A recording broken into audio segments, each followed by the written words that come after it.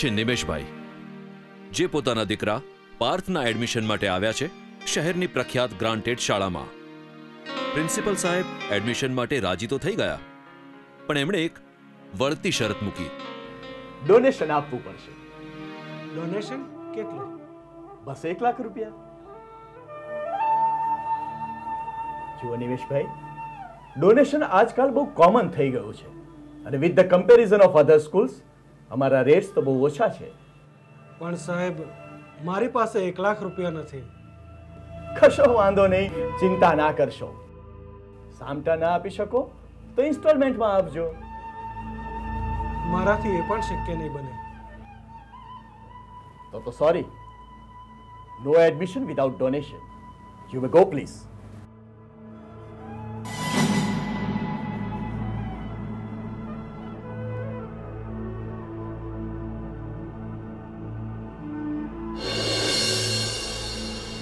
આજે તો નિમેશભાઈનો વારો હતો, કાલે તમારો વારો પણ આવી શકે. વિદ્યાનો થઈ રહ્યો છે વ્યાપાર, શિક્ષણમાં વ્યાપ્યો છે ભ્રષ્ટાચાર, અને માત્ર શિક્ષણ જ નહીં, મોટા ભાગના ક્ષેત્રો બન્યા છે ભ્રષ્ટાચારનો શિકાર. આ છે રતનભાઈ, રામપુરા ગામના નિવાસી, જે પોતાની જમીનના 7/12ના ઉતારા માટે પહોંચ્યા મામલતદાર કચેરી. કઈ શરતની જમીન છે ભાઈ, જૂની કે નવી? સાહેબ, જૂની શરતની જમીન છે. તમારો 7/12નો ઉતારો તો અમે આપી દઈએ, પણ શું સાહેબ? તમે તો જાણો જ છો કે આ ઉતારો ના હોય તો શું થાય, અને એની એક કિંમત સામે અમે ફક્ત 25,000 રૂપિયામાં તમને આપી દઈશું, અને એ વગર વિલંબે. એટલે તમે મારી પાસેથી લાંચ લેશો? એ શું બોલે? આને લાંચ ના કહેવાય ભાઈ, આ તો વ્યવહાર કહેવાય.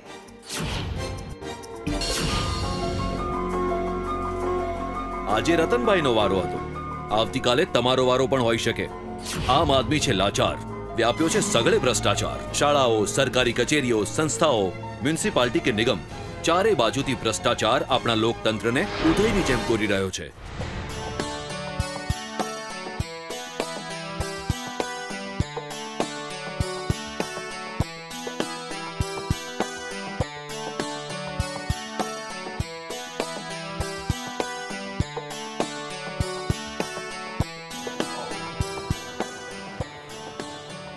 લો, લાયસન્સ દેખાડો.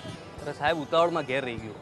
ના ચાલે ને ભાઈ, મેમો ફાટશે. અરે 1 મિનિટ સાહેબ, સાંભળો તો ખરા. સાહેબ, રોજનો રસ્તો છે આ, કંઈક સમજી લઈએ ને. શું સમજ્યું છે?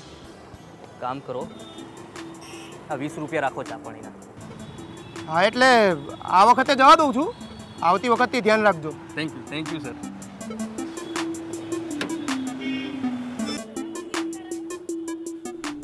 પપ્પા, પોલીસવાળા અંકલ કેમ માની ગયા? માની જ જાય ને બેટા, પૈસા એવી વસ્તુ છે ને કે ભલભલા માની જાય. પપ્પા, મને પણ થોડા પૈસા આપો ને, સાયન્સ ટીચરને આપવા છે, મેં હોમવર્ક નહીં કર્યું.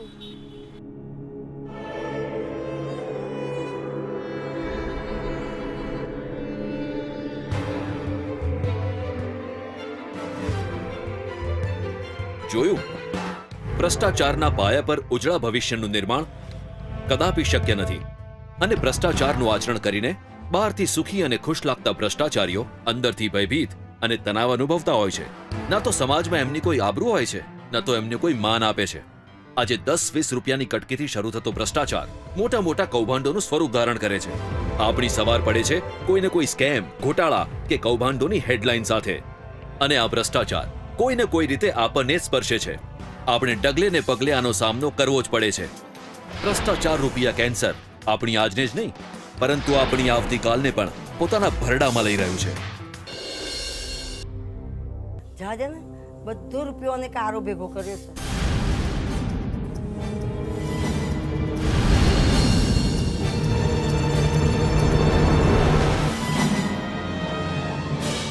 સમાજમાં હંમેશા નજર નીચી કરીને રહેવું પડે છે એમણે. પળે પળ પકડાઈ જવાનો ડર સતાવ્યા કરે છે, અને પછી સ્ટ્રેસ, અનિદ્રા અને હાઇપર ટેન્શન જેવી માનસિક બીમારીઓમાં સપડાય છે, અને છેવટે હૃદય રોગના હુમલાનો શિકાર બને છે. તમે આમાંના એક છો? તો ચિંતામુક્ત બનો, લાંચ ભ્રષ્ટાચારને ના કહો અને સમાજમાં માનભેર જીવવાની શરૂઆત કરો. આ છે પરેશભાઈ અને આ છે નરેશભાઈ. બંને એક જ ઓફિસમાં એક સરખી પોસ્ટ પર એક જ સરખા પગારે નોકરી શરૂ કરી અને એકબીજાના પડોશી પણ છે. પરંતુ આજે પરેશભાઈ પાસે બબ્બે લક્ઝુરિયસ કાર છે, આલિશાન બંગલો છે, ફાર્મ હાઉસ છે, બેશુમાર મિલકતો છે, જ્યારે નરેશભાઈ એક સામાન્ય જિંદગી જીવે છે. પરેશભાઈની આવકના પ્રમાણમાં એમની પાસે છે અપ્રમાણસર મિલકત, જેનું એક જ કારણ છે. એમને તો ડબલ ઇન્કમ છે, ડબલ ઇન્કમ. એક ટેબલની ઉપરની, બે ટેબલને નીચેની. તમે પણ આવા અનેક પરેશભાઈ એટલે કે સરકારી કર્મચારીઓને રોજ મળતા હશો, તો ચૂપ ના રહો. આવક કરતા વધુ મિલકત અંગેની માહિતી મળે તો એની વિગતવાર માહિતી એસીબીને આપો. ભ્રષ્ટાચાર મુક્ત ગુજરાત માટે આપનું પ્રદાન આપો. જેટલા ભ્રષ્ટાચારી ગુનેગાર છે એટલા જ ગુનેગાર મૌન રહી જોઈ રહેનાર આપણે પણ છીએ. તો આજથી આવો કરીએ સંકલ્પ, આપણી આસપાસ થતા લાંચ રૂશ્વત અને ભ્રષ્ટાચાર સામે આંખ આડા કાન ના કરી અને નિડર બની ઉઠાવીએ અવાજ. એન્ટી કરપ્શન બ્યુરોને કરીએ કોલ અને ભ્રષ્ટાચારીઓની ખોલીએ પોલ. લાંચ આપતા પહેલા એન્ટી કરપ્શન બ્યુરોને ટોલ ફ્રી નંબર પર કોલ કરી ફરિયાદ નોંધાવો, જેથી અધિકારીઓ તેમની કુશળતાથી છટકું ગોઠવી ગુનેગારને પકડી જેલ ભેગો કરી શકે. યાદ રાખો, લાંચ આપતા પહેલા ફરિયાદ નોંધાવી જરૂરી છે, કારણ કે જો આપ એકવાર લાંચ આપી દેશો તો આપ પણ ગુનેગારની સાથે ગુનેગાર બનશો. આવો આપણે આપણા સમાજને અને આપણા ગુજરાતને ભ્રષ્ટાચાર મુક્ત બનાવવામાં સક્રિય થઈએ. આ કાર્યમાં આપની સાથે અને આપની સેવામાં સતત અને નિરંતર સક્રિય છે એન્ટી કરપ્શન બ્યુરો. જય હિન્દ.